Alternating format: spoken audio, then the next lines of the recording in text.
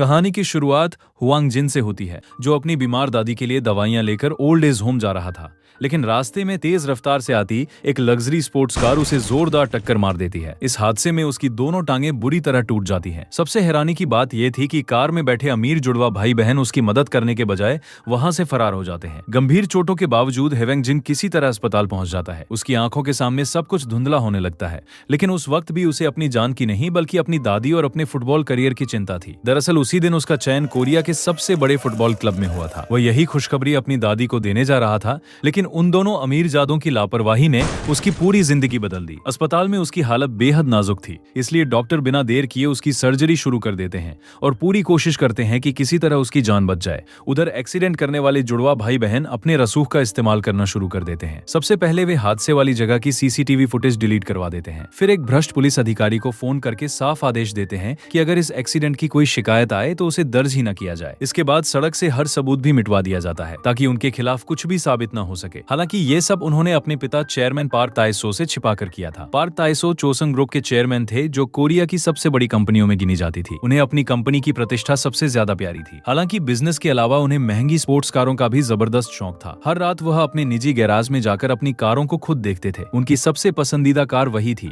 जिससे हेवेंग जिन का एक्सीडेंट हुआ था। जब चेयरमैन पार्क गैराज पहुंचे तो उन्होंने तुरंत महसूस कर लिया कि उनकी कार के साथ छेड़छाड़ हुई है। उनके बच्चों ने रातों रात कार की मरम्मत तो करवा दी थी, लेकिन पार्क ताइसो की तेज नजरों से कुछ भी छिप नहीं सकता था। उन्होंने बिना कुछ कहे कार में बैठकर उसमें लगा कैमरा ऑन करना चाहा। ये देखते ही गैराज मैनेजर घबरा गया और उनके सामने घुटनों के बल बैठकर माफी मांगने लगा। वह बोला, सर, आपके जुड़वा बच्चे आपकी कार लेकर बाहर गए थे। मैंने उन्हें रोकने की बहुत कोशिश की, लेकिन उन्होंने मेरी एक नहीं सुनी। ये सुनकर चेयरमैन पार्क को अपने बच्चों पर बेहद गुस्सा आया। दूसरी तरफ उनके जुड़वा बच्चे कैंग सैंग और कैंग जे इसी बात को लेकर परेशान थे कि कहीं उनके पिता को सच्चाई पता न चल जाए। कांग सांग घबराकर कहता है, अगर पिताजी को सब पता चल गया तो कहीं हमारी भी वही हालत ना हो जाए जो हमारी सौतेली बहन की हुई थी। इस पर कांग जे उसे भरोसा दिलाती है, चिंता मत करो, हमने हर सबूत मिटा दिया है, अब कोई हमारा कुछ नहीं बिगाड़ सकता। इधर अस्पताल में हुआंग जिन को आखिरकार होश आ जाता है। जैसे ही वह अपनी टांगों की तरफ देखता है, उसके चेहरे का रंग उड़ जाता है। तभी डॉक्टर उसके पास आकर कहते हैं, ऑपरेशन सफल रहा है, तुम्हारी जान अब खतरे से बाहर है, कुछ समय बाद तुम दोबारा चल भी सकोगे। लेकिन हुआंग जिन का अगला सवाल सिर्फ एक था, क्या मैं फिर से फुटबॉल खेल पाऊंगा? डॉक्टर कुछ पल चुप रहते हैं, फिर धीमी आवाज में कहते हैं, मुझे अफसोस है, लेकिन अब तुम्हारा प्रोफेशनल फुटबॉल खेलना लगभग नामुमकिन है। ये सुनते ही हुआंग जिन टूट जाता है। वह दर्द भरी आवाज में कहता है, आपके लिए यह सिर्फ एक मेडिकल रिपोर्ट होगी, लेकिन मैंने पिछले 12 साल हर सुबह 5 बजे उठकर और शाम तक पसीना बहाकर सिर्फ इसी सपने के लिए मेहनत की है। मेरी पूरी जिंदगी फुटबॉल थी और आप एक पल में कह रहे हैं कि सब खत्म हो गया। डॉक्टर उसके दर्द को समझते थे, लेकिन उनके पास कोई जवाब नहीं था, इसलिए वे चुपचाप वहां से चले जाते हैं। अगले दिन चेयरमैन पार्क ताइसो अपने सबसे भरोसेमंद सहायक मिस्टर ली के साथ बैठे थे। उनके चेहरे पर साफ मायूसी दिखाई दे रही थी। वह गहरी सांस लेकर बोले, काश तुम मेरे बेटे होते, मैं बिना एक पल सोचे पूरी कंपनी तुम्हारे हवाले कर देता। अब मेरी उम्र हो चुकी है, जल्द ही मुझे चेयरमैन की कुर्सी छोड़कर किसी नए उत्तराधिकारी को चुनना होगा, लेकिन अफसोस, मेरे अपने ही बच्चे इस जिम्मेदारी के लायक नहीं हैं। फिर उन्होंने मिस्टर ली को एक गुप्त कमरे में ले जाकर एक बड़ा राज दिखाया। उस कमरे में करोड़ों की नकदी, सोना और कंपनी के बेहद गोपनीय दस्तावेज रखे थे। चेयरमैन ने गंभीर लहजे में कहा, इस कमरे के बारे में सिर्फ तुम जानते हो। जब तक मैं अपना उत्तराधिकारी तय नहीं कर लेता, तब तक यह राज किसी और तक नहीं पहुंचना चाहिए। उधर अस्पताल में हुआंग जिन पूरी तरह टूट चुका था। वह अपना गुस्सा और दर्द संभाल नहीं पा रहा था। ऊपर से इलाज और ऑपरेशन का भारी भरकम बिल भी उसके सिर पर आ चुका था। इसी तरह 5 दिन गुजर जाते हैं। इन 5 दिनों में उसने अपनी दादी से एक बार भी बात नहीं की। जैसे ही वह चलने लायक हुआ, वह सीधे पुलिस स्टेशन पहुंच गया। उसने पुलिस से कहा, 1 हफ्ते पहले एक कार ने मुझे टक्कर मारी थी। उसी हादसे की वजह से मेरा पूरा फुटबॉल करियर खत्म हो गया। मैं चाहता हूं कि दोषी को सजा मिले और मुझे इंसाफ मिले। लेकिन पुलिस पहले से ही खरीदी जा चुकी थी। एक अधिकारी ने बेरुखी से जवाब दिया, हमारे रिकॉर्ड में ऐसा कोई एक्सीडेंट दर्ज नहीं है, न कोई सीसीटीवी फुटेज मिली है और न ही कोई गवाह। बिना सबूत हम केस दर्ज नहीं कर सकते। ये सुनकर हुआंग जिन पूरी तरह हैरान रह गया। उसके पास सच था, लेकिन उसे साबित करने के लिए कुछ भी नहीं बचा था। अगले ही दिन उसकी मुश्किलें और बढ़ गईं। जिस फुटबॉल क्लब में उसका चयन हुआ था, वहीं से उसे फोन आया कि अब उसकी जरूरत नहीं है। वह तुरंत क्लब पहुंचकर उनसे एक मौका मांगता है, काफी विनती करता है, लेकिन क्लब का फैसला नहीं बदलता। वे साफ कहते हैं, जो खिलाड़ी मैदान में उतर ही नहीं सकता, उसे टीम में रखने का कोई मतलब नहीं है, इसलिए तुम्हारा कॉन्ट्रैक्ट यहीं खत्म किया जाता है। यह सुनकर हुआंग जिन के सारे सपने एक झटके में बिखर जाते हैं। बेबस होकर वह उसी ट्रैफिक सिग्नल पर पहुंच जाता है जहां उसका एक्सीडेंट हुआ था। वह उम्मीद करता है कि शायद वहां कोई सुराग मिल जाए, लेकिन तभी उसकी घायल टांग में तेज दर्द उठता है और वह वहीं सड़क पर गिर पड़ता है। उसे लगने लगा था कि किस्मत उसके खिलाफ पूरी तरह खड़ी हो चुकी है, लेकिन तभी उसकी जिंदगी में पहली बार उम्मीद की एक किरण दिखाई देती है। उसी वक्त उसकी आंटी का फोन आता है। वह कहती हैं, जिस रात तुम्हारा एक्सीडेंट हुआ था उस समय तुम मुझसे वीडियो कॉल पर बात कर रहे थे। मैंने पूरी कॉल रिकॉर्ड कर ली थी। उसी रिकॉर्डिंग में हादसे वाली कार भी दिखाई दे रही है। मैं अभी तुम्हें वह वीडियो भेज रही हूँ। ये सुनते ही हुआंग जिन की आंखों में उम्मीद लौट आती है। इस बार वह सीधे पुलिस के पास नहीं जाता। वह पहले एक इंटरनेट कैफे पहुंचता है, वीडियो को सुरक्षित अपने फोन में सेव करता है और फिर कार का नंबर ऑनलाइन चेक करता है। कुछ ही देर में उसके सामने जो नाम आता है उसे देखकर वह सन्न रह जाता है। वह कार किसी आम इंसान की नहीं, बल्कि चेयरमैन पार्क ताई सो के नाम पर रजिस्टर्ड थी। गुस्से से भरकर हुआंग जिन तुरंत चौसंग ग्रुप पहुंचता है। वहां वह डिलीवरी बॉय बनकर अंदर दाखिल होता है और एक पार्सल चेयरमैन पार्क के नाम भेज देता है। पार्सल खोलते ही चेयरमैन के सामने वही तस्वीरें आ जाती हैं जिनमें उनकी कार हुआंग जिन को टक्कर मारती दिखाई दे रही थी। ये देखकर चेयरमैन तुरंत हुआंग जिन को अपने ऑफिस बुला लेते हैं। शुरुआत में चेयरमैन को लगता है कि शायद तस्वीरें नकली हों, लेकिन जैसे ही हुआंग जिन वीडियो रिकॉर्डिंग दिखाता है, सारी सच्चाई उनके सामने आ जाती है। उन्हें तुरंत समझ आ जाता है कि यह हादसा उनके अपने जुड़वा बच्चों की वजह से हुआ था। अब हुआंग जिन गुस्से में उनसे पूछता है, मेरे पूरे करियर की कीमत आप कैसे चुकाएंगे? चेयरमैन कुछ पल तक चुप बैठे रहते हैं। उनकी खामोशी देखकर हुआंग जिन और भड़क जाता है। वह कहता है, अगर गाड़ी संभालनी नहीं आती तो सड़क पर निकलना ही नहीं चाहिए। चेयरमैन बिना बहस किए अपनी दराज खोलते हैं, एक पहले से साइन किया हुआ ब्लैंक चेक निकालते हैं और उसकी तरफ बढ़ा देते हैं। वह कहते हैं, इस पर जितनी रकम चाहो लिख दो, मैं बिना सवाल किए तुम्हें उतने पैसे दे दूंगा। लेकिन हुआंग जिन तुरंत जवाब देता है, मुझे पहले से पता था कि तुम लोग हर समस्या का हल सिर्फ पैसों में ढूंढते हो। इस पर चेयरमैन शांत स्वर में कहते हैं, अगर यह हादसा किसी और वजह से भी होता तब भी शायद तुम्हारा करियर खत्म हो जाता, लेकिन मैं तुम्हें कम से कम अपनी बाकी जिंदगी आराम से जीने का मौका देना चाहता हूँ। फिर वे घड़ी की तरफ देखते हुए कहते हैं, तुम्हारे पास सोचने के लिए सिर्फ 3 घंटे हैं। उसके बाद वापस आना और जितनी रकम लिखोगे वह पूरी तुम्हारी होगी। इतना कहकर चेयरमैन वहां से चले जाते हैं, जबकि हुआंग जिन गहरे सोच में डूब जाता है। चेयरमैन के जाने के बाद हुआंग जिन वहीं बैठा काफी देर तक सोचता रहता है। उसके हाथ में वह ब्लैंक चेक था, लेकिन समझ नहीं आ रहा था कि आखिर क्या फैसला लिया जाए। तभी उसकी दादी का वीडियो कॉल आ जाता है। वह मुस्कुराते हुए कहती हैं, मुझे हमेशा से भरोसा था कि एक दिन तुम बहुत बड़े फुटबॉल खिलाड़ी बनोगे। अब जल्दी से समय निकालकर मुझसे मिलने आ जाना, हम साथ बैठकर ढेर सारी बातें करेंगे। दादी की बातें सुनकर हुआंग जिन की आंखें भर आती हैं। वह उन्हें सच बताने की हिम्मत नहीं जुटा पाता कि उसका फुटबॉल करियर हमेशा के लिए खत्म हो चुका है। वह चुपचाप कॉल काट देता है और वहीं बैठकर रोने लगता है। कुछ देर बाद उसे एहसास होता है कि वह जो भी कर रहा है वह सिर्फ अपनी दादी के बेहतर भविष्य के लिए कर रहा है। उसके मन में ख्याल आता है कि अगर वह इस चेक पर 100 करोड़ रुपए लिख दे तो कम से कम दादी की बाकी जिंदगी किसी परेशानी में नहीं गुजरेगी। उधर चेयरमैन पार्क अपने दोनों बच्चों कैंग सैंग और कैंग जे को ऑफिस बुलाते हैं। दोनों जैसे ही पिता के सामने पहुंचते हैं, उनके चेहरे का गुस्सा देखकर घबरा जाते हैं। कैंग जे तुरंत घुटनों के बल बैठकर कहती है, मुझे माफ कर दीजिए, उस रात गाड़ी कैंग सैंग चला रहा था, मैं सिर्फ उसके साथ थी। ये सुनते ही कैंग सैंग भी माफी मांगने लगता है, लेकिन चेयरमैन का गुस्सा शांत नहीं होता। वह सख्त लहजे में कहते हैं, गलती करने से भी बड़ी गलती उसे मुझसे छिपाना था। तुम दोनों ने सिर्फ कानून नहीं तोड़ा बल्कि कंपनी की प्रतिष्ठा भी दांव पर लगा दी। फिर वह कंपनी की रिपोर्ट सामने रखते हुए कहते हैं, पिछले साल कंपनी को 200 करोड़ रुपए का नुकसान हुआ है।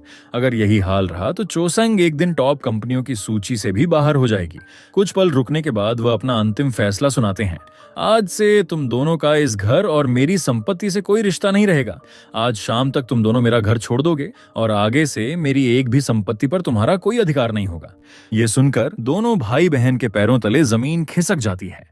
उधर हुआंग जिन आखिरकार फैसला कर लेता है। वह चेक पर 10 करोड़ रुपए की जगह सीधे 100 करोड़ रुपए लिख देता है और चेयरमैन के ऑफिस की तरफ बढ़ जाता है। उसी समय चेयरमैन लिफ्ट से बाहर निकल रहे थे, जबकि कैंग सेंग और कैंग जे उन्हें रोकने के लिए तेजी से उनकी तरफ दौड़ रहे थे। भागते हुए कैंग सेंग का संतुलन बिगड़ जाता है और वह सीधे चेयरमैन से टकरा जाता है। टक्कर इतनी जोरदार होती है कि चेयरमैन सीढ़ियों से नीचे लुढ़कने लगते हैं। उसी दौरान सामने से आ रहा हुआंग जिन भी उनकी चपेट में आ जाता है। दोनों जोर से गिरते हैं और वहीं बेहोश हो जाते हैं। जब हुआंग जिन की आंख खुलती है तो वह खुद को अस्पताल के बिस्तर पर पाता है। शुरुआत में उसे लगता है कि सब कुछ सामान्य है, लेकिन जैसे ही उसकी नजर सामने लगे शीशे पर पड़ती है, उसके होश उड़ जाते हैं। आईने में दिखाई देने वाला चेहरा उसका अपना नहीं था। घबराकर वह डॉक्टर से पूछता है, तुम्हें मैं कौन दिखाई दे रहा हूँ? डॉक्टर बिल्कुल सामान्य अंदाज में जवाब देता है, तुम हुआंग जिन हो। अब आराम से लेट जाओ, हमें तुम्हारे कुछ और टेस्ट करने हैं। लेकिन हुआंग जिन गुस्से में बोल उठता है, बदतमीजी मत करो, मैं चेयरमैन पार्क ताइसो हूँ, चौसंग ग्रुप का चेयरमैन। डॉक्टर उसकी बात को हादसे का असर समझकर नजरअंदाज कर देता है। दूसरी तरफ असली चेयरमैन पार्क अब हुआंग जिन की बॉडी में थे, जबकि हुआंग जिन की आत्मा चेयरमैन पार्क के शरीर में पहुंच चुकी थी। यानी उस हादसे ने दोनों की पूरी जिंदगी ही बदल दी थी। उधर असली चेयरमैन पार्क, जो अब हुआंग जिन की बॉडी में थे, अपनी असली बॉडी वाले कमरे के बाहर खड़े थे। उसी समय उनके भरोसेमंद सहायक मिस्टर ली वहां पहुंचते हैं। चेयरमैन खुद को रोक नहीं पाते और सीधे अपनी असली बॉडी की तरफ दौड़ पड़ते हैं। जवान शरीर होने की वजह से वह रास्ते में खड़े लोगों को धक्का देते हुए कमरे तक पहुंच जाते हैं। लेकिन जैसे ही वह अपनी असली बॉडी के करीब पहुंचते हैं, उनके सिर में असहनीय दर्द उठने लगता है। दर्द इतना तेज होता है कि वह वहीं जमीन पर गिर पड़ते हैं। इतने में सिक्योरिटी गार्ड उन्हें जबरदस्ती बाहर निकाल देते हैं। सीढ़ियों के पास पहुंचते ही उनकी मुलाकात एक लड़की से होती है। उसे देखते ही चेयरमैन हैरान रह जाते हैं। वह उनकी बेटी गोयंग थी, जो न्यूयॉर्क से वापस आई थी। चेयरमैन उसे देखकर बोल पड़ते हैं, तुम यहाँ क्या कर रही हो? मैंने तुम्हें अमेरिका भेज दिया था, मेरी इजाजत के बिना वापस कैसे आ गई? लेकिन गो यंग के लिए हुआंग जिन एक अनजान इंसान था। उसे हैरानी होती है कि यह लड़का उसके बारे में इतनी बातें कैसे जानता है। गुस्से में वह उसे दीवार से धक्का देकर चेतावनी देती है, अगर मेरे बारे में किसी को कुछ बताया तो अच्छा नहीं होगा। इतने में कांग सांग और कांग जे वहां पहुंच जाते हैं, इसलिए गो यंग तुरंत वहां से चली जाती है। दूसरी तरफ गो यंग अपनी माँ के साथ चेयरमैन की असली बॉडी को देखने आती है। उसे अपने पिता की हालत देखकर दुख तो होता है, लेकिन उसके दिल में उनके लिए नाराजगी भी थी। छोटी सी गलती की वजह से चेयरमैन ने उसे सालों पहले अमेरिका भेज दिया था और तब से दोनों के बीच दूरियां बनी हुई थीं। इधर कांग सिंह और कांग जे हुआंग जिन की बॉडी में मौजूद चेयरमैन पार्क को अपने घर ले आते हैं। वह उससे पूछते हैं, जिस रात एक्सीडेंट हुआ था, क्या तुमने कार में बैठे लोगों का चेहरा देखा था? चेयरमैन कुछ पल सोचते हैं, फिर जानबूझकर कहते हैं, हाँ, कार में तुम दोनों ही बैठे थे। ये सुनते ही दोनों के चेहरे का रंग उड़ जाता है। घबराकर वे उसे एक कमरे में बंद कर देते हैं, फिर धमकी देते हैं, अगर अपनी जान बचानी है तो एक एग्रीमेंट पर साइन करो। उसमें लिखा होगा कि तुम जिंदगी भर इस हादसे के बारे में किसी से कुछ नहीं कहोगे। इतना कहकर दोनों बाहर निकल जाते हैं और सिक्योरिटी गार्ड को सख्त आदेश देते हैं कि हुआंग जिन किसी भी हालत में घर से बाहर नहीं निकलना चाहिए। लेकिन उन्हें नहीं पता था कि जिस इंसान को उन्होंने कैद किया है वही इस घर का असली मालिक है। रात होते ही चेयरमैन पीछे के गुप्त रास्ते से आराम से घर से निकल जाते हैं। आखिर इस हवेली का हर कोना उन्होंने खुद बनवाया था। वह टैक्सी लेकर सीधे चौसंग ग्रुप पहुंचते हैं। वहां पहुंचकर वो एक बड़ा दांव खेलते हैं। वो मीडिया और रिपोर्टर्स को कंपनी के बाहर बुला लेते हैं और सबके सामने कहते हैं, जिस कार ने मुझे टक्कर मारी थी वह चेयरमैन पार्क ताइसो की कार थी। ये सुनते ही वहां मौजूद हर इंसान हैरान रह जाता है। लेकिन अगले ही पल वह आगे कहते हैं, इस हादसे में मेरे बच्चों का कोई हाथ नहीं है। शाम तक मैं पूरा वीडियो भी जारी कर दूंगा। उनकी यह बात सुनकर कैंग सांग, कैंग जे, मिस्टर ली और गो यंग चारों चौंक जाते हैं। मिस्टर ली को पूरा यकीन था कि चेयरमैन ऐसा काम कभी नहीं कर सकते। वहीं दोनों जुड़वा भाई बहन समझ ही नहीं पाते कि हुआंग जिन आखिर उन्हें बचाने की कोशिश क्यों कर रहा है। मीडिया से बात खत्म करने के बाद चेयरमैन वहां से निकल जाते हैं और हुआंग जिन के पुराने अपार्टमेंट पहुंचते हैं। दरवाजा खोलते ही उन्हें अंदर से तेज बदबू आती है। पूरा कमरा फुटबॉल से जुड़े पोस्टरों से भरा हुआ था। एक तस्वीर में हुआंग जिन अपनी दादी के साथ मुस्कुराते हुए खड़ा था। तभी उनकी नजर एक कॉकरोच पर पड़ती है। उसे देखते ही चेयरमैन डर कर तेजी से बाहर भाग निकलते हैं। भागते भागते अचानक उन्हें एहसास होता है कि अब उनका शरीर पहले जैसा कमजोर नहीं रहा। जिस इंसान के लिए पहले ठीक से चलना भी मुश्किल था, वह अब बिना रुके दौड़ सकता था। यहीं पहली बार उन्हें इस नए शरीर की असली ताकत का एहसास होता है। उसी दौरान अस्पताल में एक डॉक्टर चेयरमैन पार्क की बॉडी की जांच करने आता है। कमरे में उनकी दूसरी पत्नी पहले से मौजूद थी। डॉक्टर चुपके से एक खास दवा अपने पीछे छिपा लेता है। दरअसल वो कोई साधारण डॉक्टर नहीं बल्कि कांग जय का पति था। चेयरमैन की पत्नी उससे विनती करती है, कृपया इन्हें बचा लीजिए। डॉक्टर शांत स्वर में जवाब देता है, फिलहाल हमें सिर्फ इंतजार करना चाहिए, आप मेरे साथ घर चलिए। इतना कहकर वह दवा कमरे की एक दराज में छिपा देता है और चेयरमैन की पत्नी को लेकर वहां से चला जाता है। जाते जाते वह कैंग जे को मैसेज भेज देता है कि काम अभी पूरा नहीं हुआ। इसी बीच हुआंग जिन की बॉडी में मौजूद चेयरमैन पार्क चुपके से अस्पताल लौट आते हैं। इस बार उनका मकसद अपनी बॉडी के पास जाना नहीं था। वह अपनी पुरानी छड़ी का हैंडल खोलकर उसके अंदर छिपी खास चाबी निकाल लेते हैं और वापस जाने लगते हैं। तभी कैंग सैंग और कैंग जे कमरे में आ जाते हैं। चेयरमैन तुरंत पास पड़े सोफे के पीछे छिप जाते हैं। दोनों भाई बहन अपने पिता की कोमा में पड़ी बॉडी के सामने खड़े होकर बातें करने लगते हैं। कैंग सैंग कहता है, अच्छा हुआ ये कोमा में है, अगर इन्हें होश आ गया तो सबसे पहले हमें घर और कंपनी से निकाल देंगे। फिर कैंग जे दराज से वही दवा निकालती है और कहती है, इसलिए बेहतर होगा कि ये कभी होश में ही ना आए। इतना कहकर वह दवा चेयरमैन को देने की कोशिश करती है, लेकिन उसी पल चेयरमैन की बॉडी में मौजूद हुआंग जिन को होश आ जाता है। वह अचानक कांग सिंह का हाथ कसकर पकड़ लेता है। दोनों भाई बहन बुरी तरह घबरा जाते हैं। घबराहट में कांग जय तकिया उठाकर हुआंग जिन का गला दबाने लगती है। सांस रुकने की वजह से हुआंग जिन तड़पने लगता है। हैरानी की बात यह थी कि उसी समय दूर खड़े हुआंग जिन की बॉडी में मौजूद चेयरमैन पार्क को भी वैसा ही दम घुटने का एहसास होने लगता है, लेकिन चेयरमैन तुरंत सूझबूझ से काम लेते हैं। वह पास लगे इमरजेंसी अलार्म का बटन दबा देते हैं। पूरे अस्पताल में अलार्म बज उठा है और मेडिकल स्टाफ भागता हुआ कमरे की तरफ आने लगता है।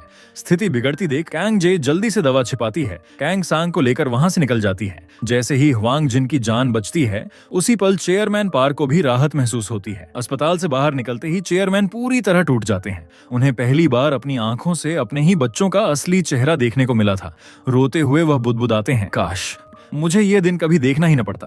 उसी वक्त उनकी नजर अपनी जेब में रखे उस ब्लैंक चेक पर पड़ती है जो उन्होंने हुआंग जिन को दिया था। अब उन्हें हुआंग जिन के साथ हुए अन्याय का भी एहसास होने लगता है। कुछ देर बाद वह खुद को संभालते हैं और सीधे कांग सिंह व कांग जे के पास पहुंच जाते हैं। वह उनसे कहते हैं, अगर चाहते हो कि मैं मीडिया के सामने कुछ न बोलूं तो मुझे चोसंग ग्रुप में नौकरी देनी होगी। दोनों चौंक जाते हैं। चेयरमैन आगे कहते हैं, और नौकरी भी मुझे फाइनेंस डिपार्टमेंट में चाहिए। ये सुनकर दोनों समझ जाते हैं कि अगर उन्होंने मना किया तो हुआंग जिन कभी भी उनका राज सबके सामने खोल सकता है।